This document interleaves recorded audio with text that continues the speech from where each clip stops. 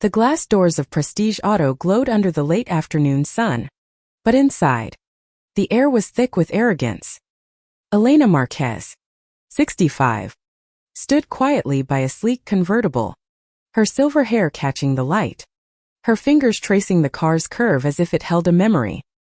She'd come here with a purpose, but the staff's dismissive sneers cut deeper than she'd expected. "Ma'am, maybe try the used lot down the street," a salesman in a cheap suit had said, barely glancing at her. His name tag read Chad. Elena's lips tightened, but she didn't respond. She wasn't here for their approval, she was here for Maya. Maya, 32, stormed through the dealership doors moments later, her leather jacket creaking, her dark eyes blazing. "You're brushing her off," she snapped, her voice low but sharp enough to make Chad flinch. "She's got more class in her pinky than this entire place." Elena touched Maya's arm, a silent plea for calm. The younger woman's fire was her strength, but Elena knew this wasn't the moment for a scene. Not yet. She'd learned patience over decades of hiding who she was, of loving in shadows, of building an empire no one saw coming. Today, she'd come to Prestige Auto not as a customer, but as a ghost from their past, ready to rewrite their future. Elena had always been invisible to people like Chad. Growing up in a small Ohio town in the 1960s, she'd learned early to keep her head down. She'd loved women since she was 16, her heart first breaking for a girl named Sarah who smelled of lavender and wore her hair in braids. But love like that was a secret you buried. Especially then. Elena had buried it well, channeling her energy into work, into numbers, into deals. By her 40s, she'd quietly built a real estate portfolio that spanned 3 states. By her 60s, she was a multimillionaire, her wealth hidden behind a modest life. She'd met Maya 5 years ago at a community center fundraiser. Maya, a mechanic with grease-stained hands and a laugh that could light up a room, had been fixing a vintage Mustang for the event. Elena, there to donate, was drawn to her confidence, her unapologetic way of existing. They talked for hours, first about cars, then about life. Maya was out, proud, and fiercely herself, everything Elena had never dared to be. Their connection was immediate, electric, and terrifying. "I'm too old for you," Elena had said one night, half laughing, half serious, as they shared coffee on her porch. Maya had leaned closer, her breath warm. "Age is just a number. Elena, you're the only one who makes me feel like I'm home." Now, standing in the dealership, Elena felt that same warmth from Maya's presence. But the sting of Chad's dismissal lingered. She wasn't just here to buy a car. She was here to make a point. "Miss Marquez," the manager, a man named Greg, approached, his smile oily. "I'm sorry for any misunderstanding. Let's find you something affordable." Maya's jaw clenched, but Elena's voice was steady. "I'd like to speak to the owner." Greg chuckled. "Mr. Donovan's a busy man. I can handle your needs." Elena's eyes, sharp and unyielding, met his.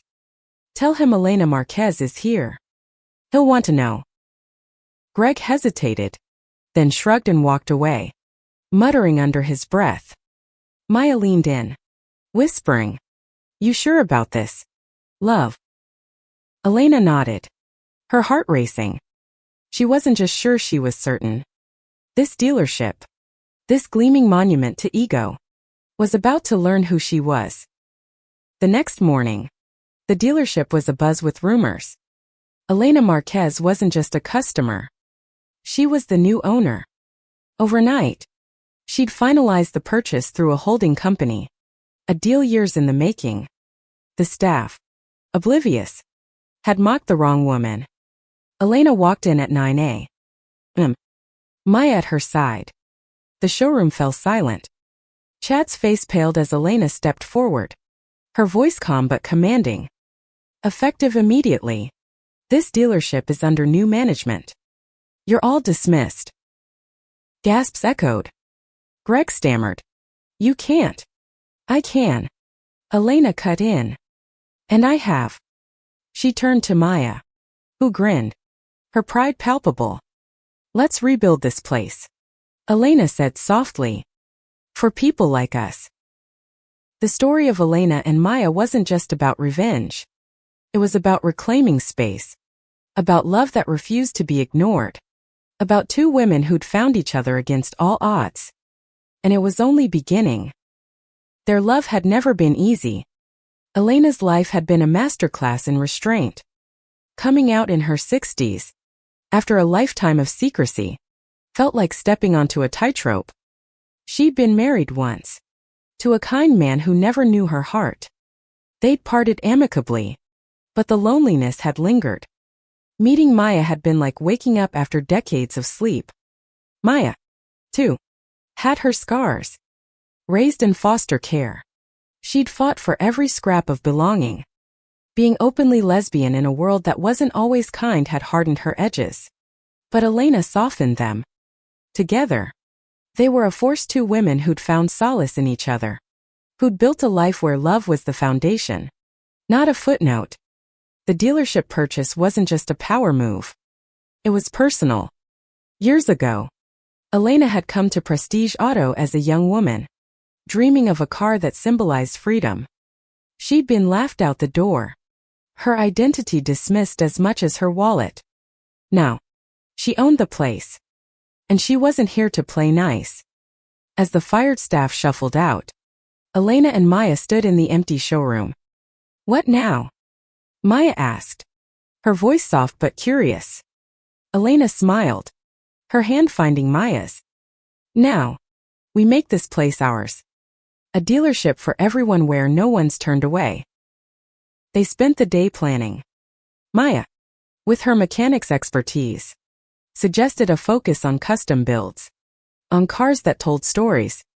Elena envisioned a staff of misfits, people like them. Overlooked but brilliant. The dealership would be a beacon.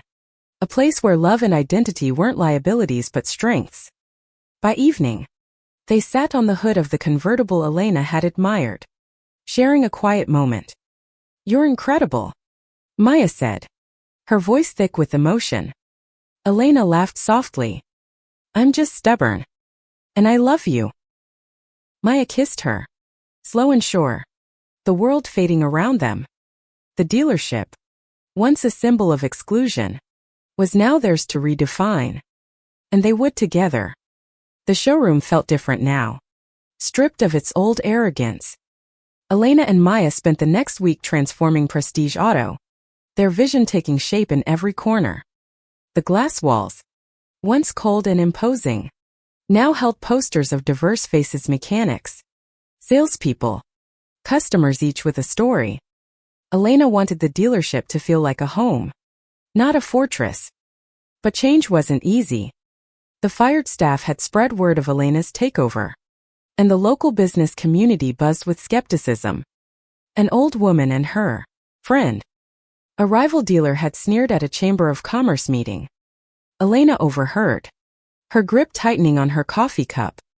Maya, beside her, muttered, "Let them talk.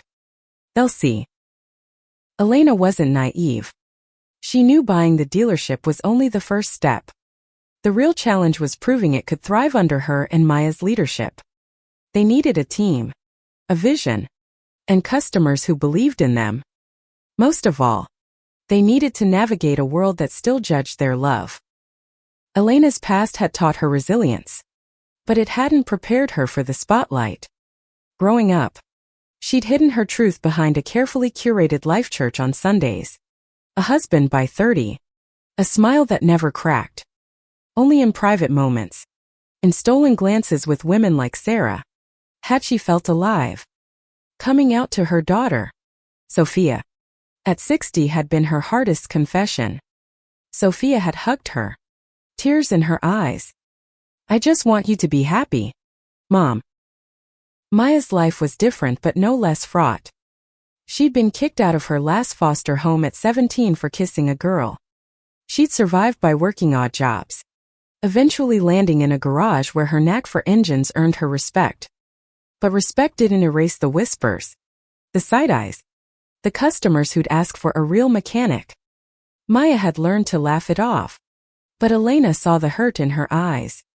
Together, they were unstoppable, but not invincible. The dealership's first week under their control was chaos. Suppliers, loyal to the old owner, delayed shipments. A local news outlet ran a snide piece titled "Millionaire Grandma's Revenge Buy." Elena read it and tossed the paper aside. "They think this is a stunt," she said to Maya. "Let's show them it's not." Maya grinned, rolling up her sleeves. "I've got an idea. Let's host an event-free car checkups. Food, music. Show the community who we are." Elena hesitated. Public events meant exposure, and exposure meant scrutiny. But Maya's enthusiasm was infectious. "Okay," Elena said, her voice softening. "Let's do it." The event was set for Saturday, and they called it Drive Your Truth. Maya handled the mechanics side, recruiting a team of young, diverse technicians she'd met over the years, people who, like her, had been underestimated. Elena focused on the business end, securing sponsors and designing a campaign that emphasized inclusion.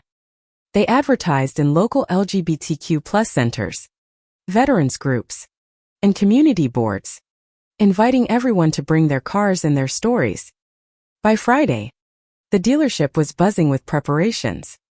Maya was under a hood, teaching a shy trans teen named Alex how to check oil levels. Elena watched from her office, her heart swelling. Maya had a way of making people feel seen, something Elena was still learning. But not everyone was on board. That evening, a group of former employees picketed outside, holding signs that read, "Keep Prestige Traditional." Elena's stomach churned as she read the subtext. Traditional meant straight, meant excluding people like her and Maya. She stepped outside, Maya at her heels. "Elena, don't," Maya whispered. But Elena was already moving. "Gentlemen," Elena said, her voice steady despite the tremor in her hands. "This dealership isn't yours anymore. It's for everyone." One of the picketers, a burly man named Tom, sneered. "You think you can just waltz in and change everything? This town doesn't want your kind." Maya stepped forward, her fists clenched. "Say that again." Elena grabbed her hand, pulling her back. "Not like this," she murmured. To Tom, she said, "You're welcome to apply for a job here. But you'll work by our rules, respect. For everyone." Tom spat on the ground and walked away. The crowd dispersed, but the tension lingered.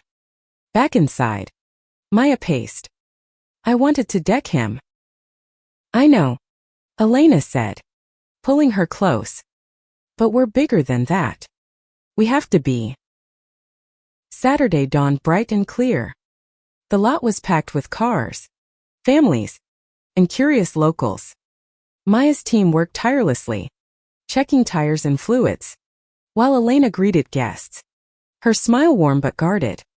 A band played soft jazz, and food trucks lined the lot. The air smelled of burgers and gasoline, a strange but perfect mix. A woman in her 50s approached Elena, her eyes nervous. "I heard about you," she said quietly.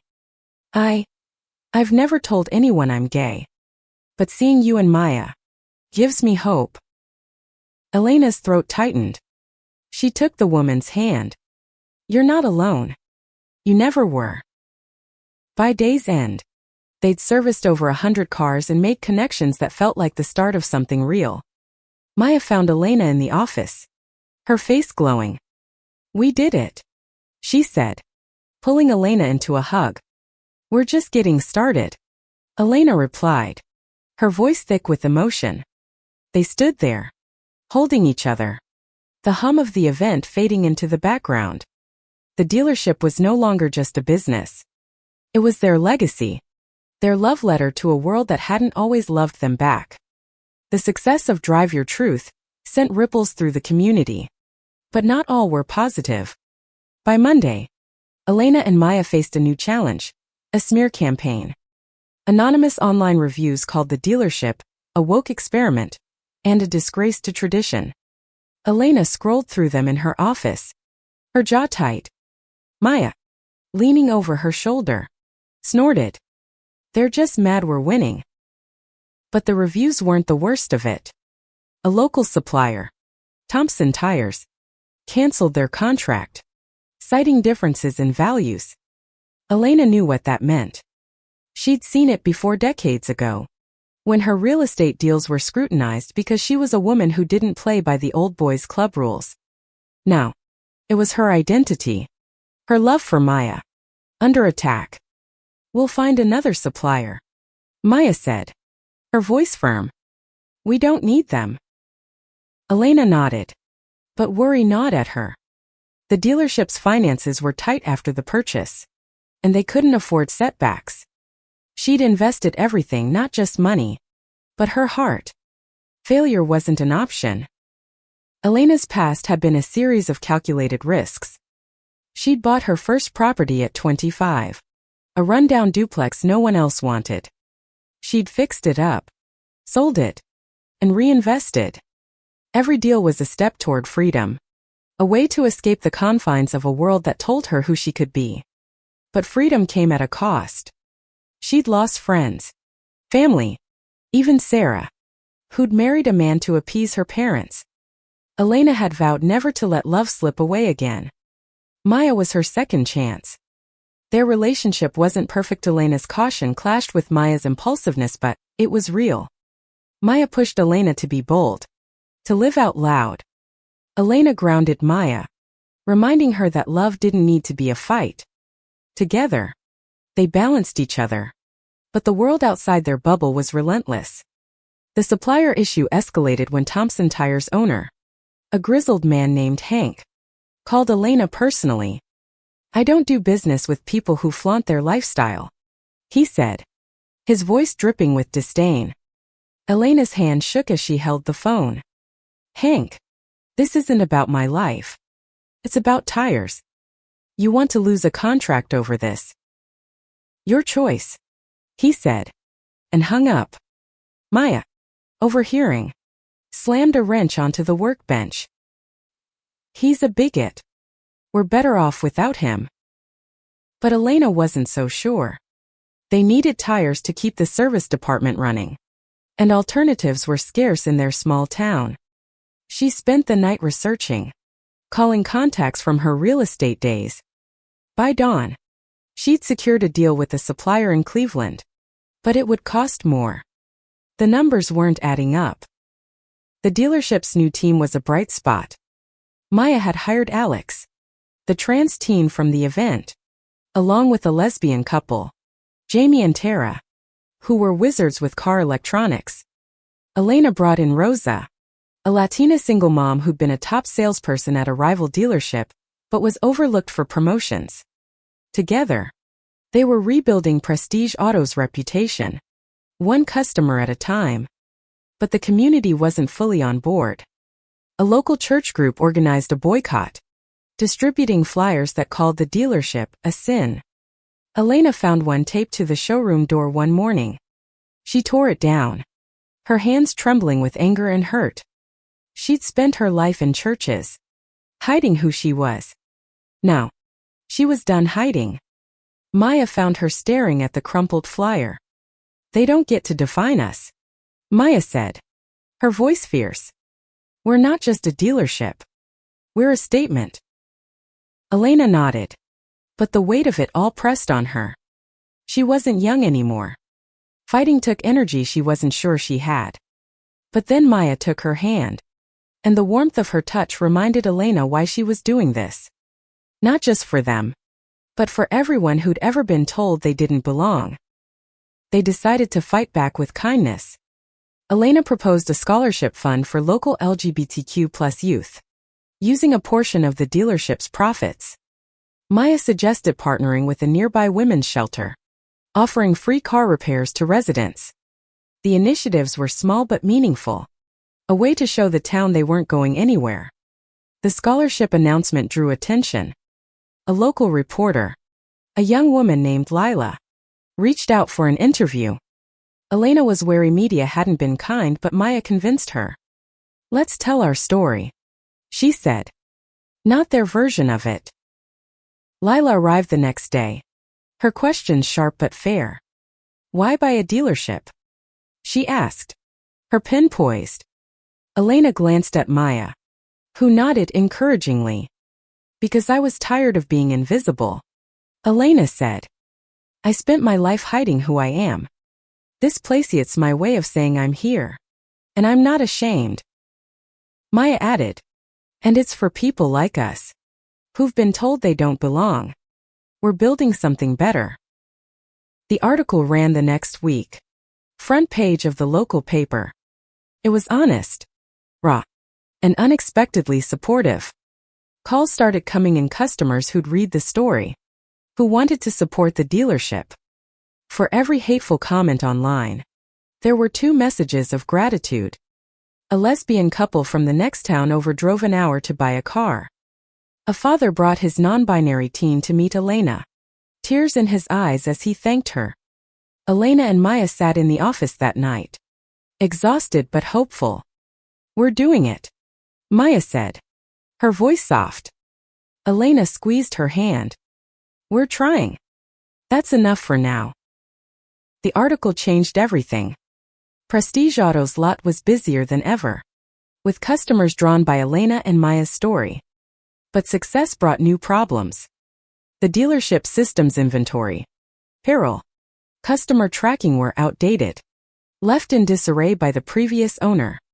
Elena spent late nights crunching numbers, her glasses slipping down her nose, while Maya tinkered with the service department's workflow, streamlining repairs. They were stretched thin, and the cracks were starting to show. "I haven't slept in days," Maya admitted one evening, her head resting on Elena's shoulder. They were in the showroom, the lights dim, the lot quiet.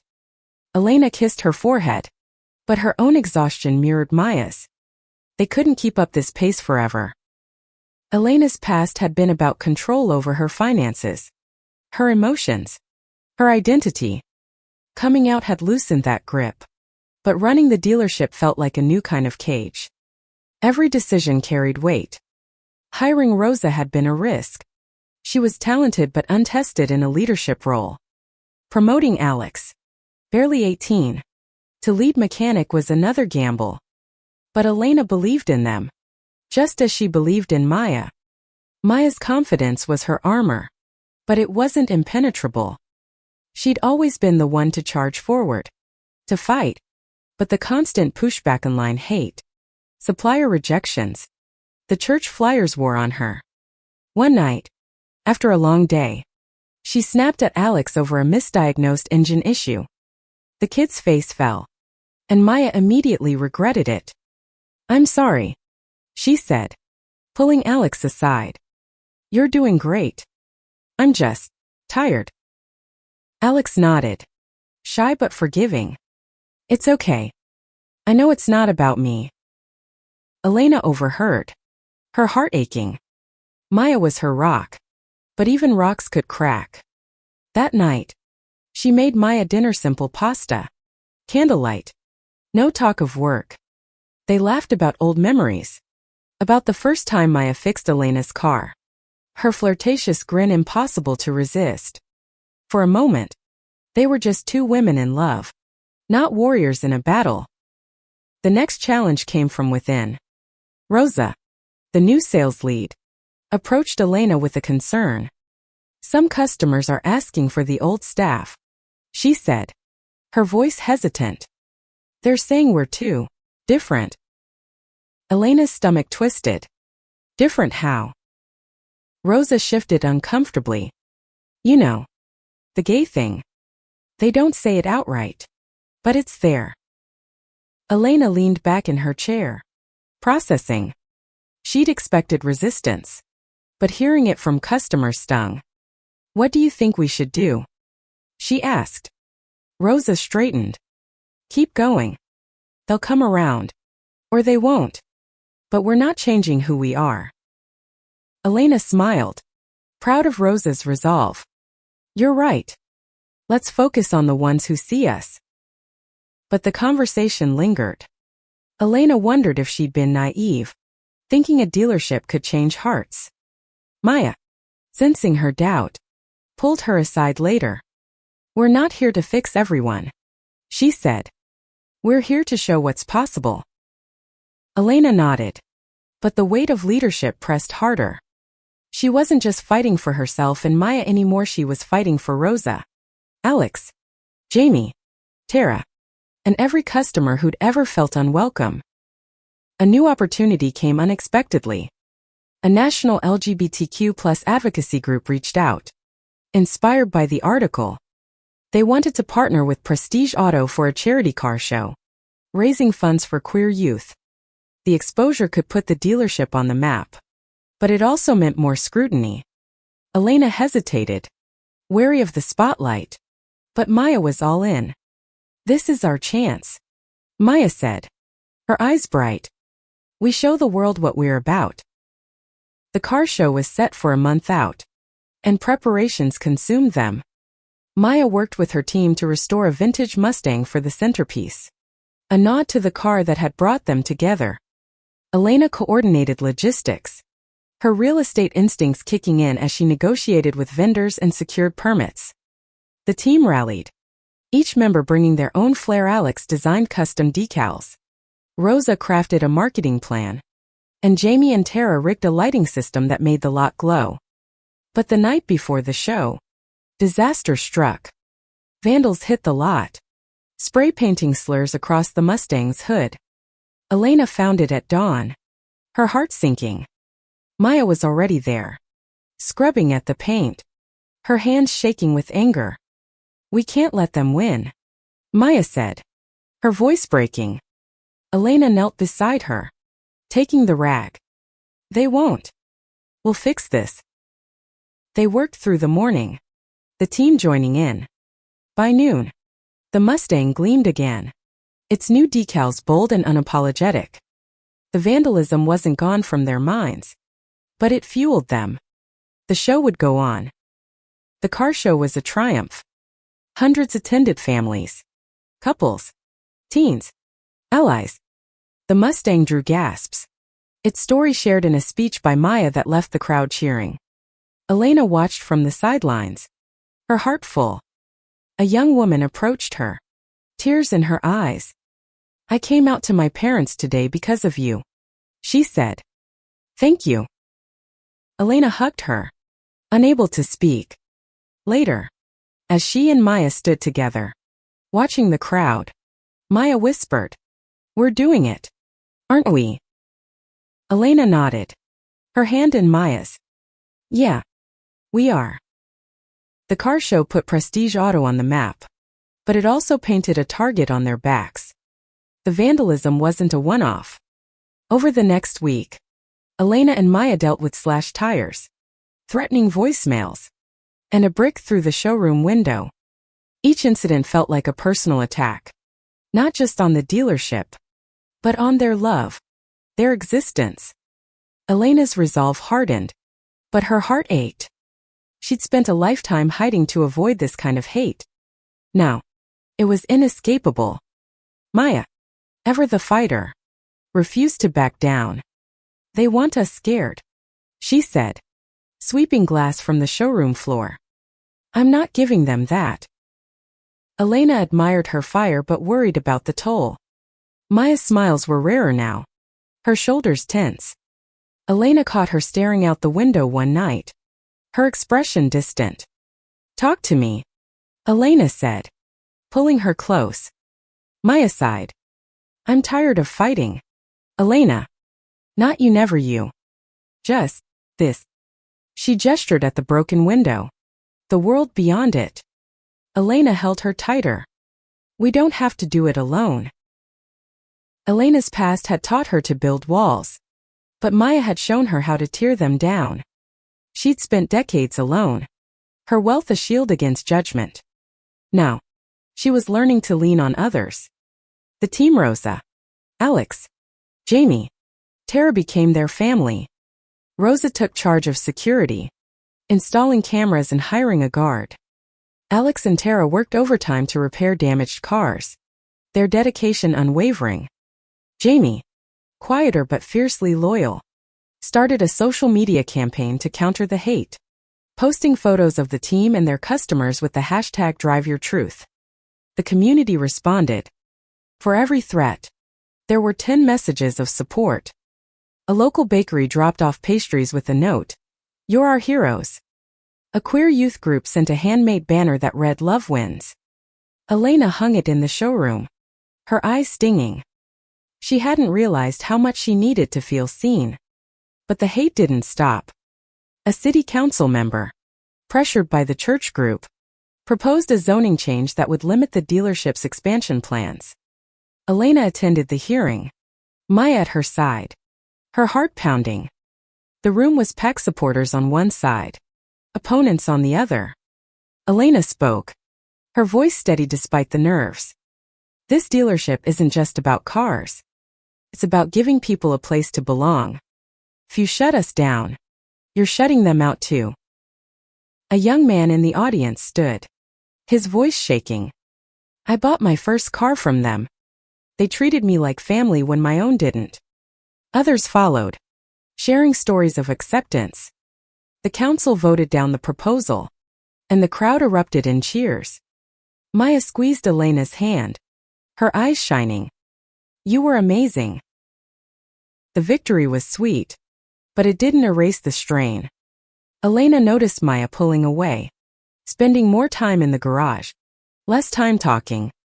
One night, Elena found her working late, her hands stained with grease. Maya, come home, Elena said softly. Maya didn't look up. I need to finish this. Elena sat beside her, the silence heavy. You're carrying too much. Let me help. Maya's hand stilled. I'm scared. Elena, what if we can't keep this up? What if they break us? Elena took her face in her hands. They can't. Because we have each other. Maya's eyes filled with tears, and she leaned into Elena, the weight of her fears spilling out. They stayed there, holding each other, until the garage felt less like a battlefield and more like a sanctuary.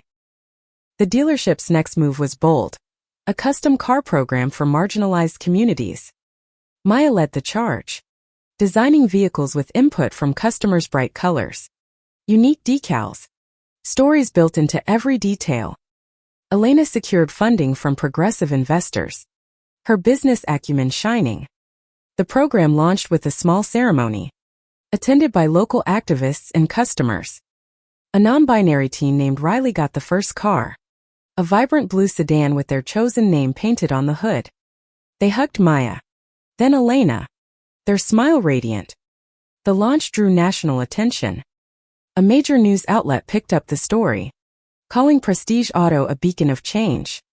Elena and Maya were invited to speak at a conference in Chicago, a chance to share their vision. But the night before they left, another threat cameo letter slipped under the dealership door, promising consequences if they didn't close. Elena read it, her hands steady. They're desperate, she said. That means we're winning. Maya nodded, but her eyes were wary. Let's be careful. In Chicago, they spoke to a packed room, their story raw and unfiltered. Elena talked about her life in the shadows, Maya about her fight for acceptance. The audience gave a standing ovation, and for the first time, Elena felt like they were part of something bigger. They weren't just running a dealership, they were changing lives. Back home, they found the dealership untouched, the team holding the fort. Rosa greeted them with a grin. We've got your back. Elena and Maya stood in the lot, the stars above them bright. We're okay, Maya said, her voice soft but certain. Elena smiled. More than okay. We're unstoppable. The Chicago conference was a turning point. Prestige Auto's story spread, drawing customers from across the state. Elena and Maya were busier than ever. balancing the custom car program, new hires, and a growing list of partnerships. But the threats hadn't stopped. Anonymous calls, graffiti, even a false health code complaint someone wanted them gone. Elena's instinct was to dig in, to fight harder. But she saw the toll it took on Maya. One morning, Elena found Maya in the garage, staring at a half-finished car. Her eyes distant. "I don't know how much longer I can do this," Maya admitted, her voice barely a whisper. "It's not just the hate. It's everything." Elena's heart sank. She'd built her life on control. But she couldn't control this. She took Maya's hand, her touch gentle. "If you need to step back, I'll support you. But I can't do this without you." Maya's eyes met hers, conflicted but soft. "I'm not quitting. I just need a moment." Elena nodded, giving her space. She knew love wasn't enough to fix everything, but it was enough to keep them going. Elena's past was a map of survival, each choice a step toward independence. She'd learned to navigate a world that didn't want her, first as a woman in business, then as a lesbian in a society that demanded conformity. Maya was her mirror and her opposite, bold where Elena was cautious, open where Elena had been guarded. Their love was a bridge between two lives. But bridges could strain under pressure. Maya's struggles weren't new. She'd always carried the weight of being different, first in foster homes, then in garages where she was the only woman, the only queer person. Prestige Auto was supposed to be their haven, but it had become a battleground. Elena saw the exhaustion in Maya's slumped shoulders, the way her laugh didn't reach her eyes anymore. Determined to lighten the load, Elena hired a manager, a sharp queer woman named Priya, to handle day-to-day operations. Priya's efficiency freed up time, but it couldn't erase the external pressures. The latest blow came when a major client, a local business owner, pulled their fleet contract, citing community concerns. Elena knew it was a lie. Their love was the real issue. "We can't keep losing clients," Elena told the team at a tense meeting. "We need to diversify." Rosa suggested expanding the custom car program nationally, using online platforms to reach customers. Alex proposed a YouTube channel showcasing their builds, tapping into their generation's love for authenticity. The ideas were bold, but Elena felt a spark of hope. They weren't just fighting to survive, they were building something new. The YouTube channel launched with a video of Maya restoring a vintage Corvette, narrating her process with humor and heart. It went viral, racking up 1 million views in a week. Customers started calling from California, New York, even Canada, wanting their own custom cars. The dealership's revenue spiked, easing Elena's financial worries. But the success drew more attention. And not all of it was good. A far-right blog published a hit piece, calling Prestige Auto a danger to family values. The comments section was a cesspool of hate, targeting Elena and Maya's relationship. Elena ignored it, but Maya couldn't. She spent hours reading the comments, her face tight with anger. "They don't even know us," she said, slamming her laptop shut. Elena took her hands. "They don't matter. The people who come here, who trust us, that's what matters." Maya nodded, but the hurt lingered. That night, Elena planned a surprise. She drove Maya to a quiet lake outside town, where they'd had their first date. Under the stars, Elena set up a picnic, complete with Maya's favorite chocolate cupcakes. They laughed, reminisced, and for a moment, the world felt small and safe. "You're my home," Maya said, her voice thick with emotion. Elena kissed her, slow and sure. "And you're mine." The dealership's next milestone was a partnership with the national LGBTQ+ organization, offering internships to queer youth. Alex mentored the first intern, a shy non-binary teen named Sam, teaching them the art of engine repair. Elena watched, her heart full. This was why they fought, not just for themselves, but for the next generation. But the threats escalated.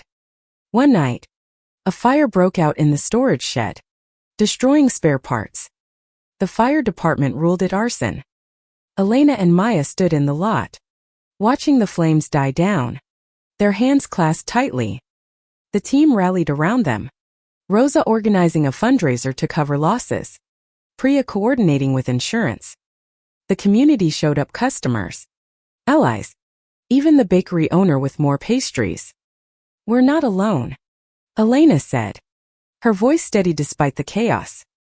Maya nodded, her fire returning. "Let's rebuild. Bigger. Better." They did. The shed was replaced. The custom car program expanded. And the internship program grew. Elena and Maya stood stronger. Their love a quiet rebellion against a world that tried to tear them down. They weren't just surviving, they were thriving. The fire marked a turning point. Elena and Maya refused to let it define them. With the team's support and the community's backing, Prestige Auto rose stronger. Its reputation cemented as a haven for those who'd been overlooked. The custom car program was now a national brand, with orders pouring in. The internship program grew, giving queer youth skills and confidence. But for Elena and Maya, the real victory was their love unshaken, unbreakable, a beacon for others. Elena's life had been a series of reinventions. She'd gone from a girl hiding her heart to a woman building an empire. From a wife in a loveless marriage to a partner in a love that redefined her. Maya was her courage, her reason to fight. But Elena knew their journey wasn't just about them.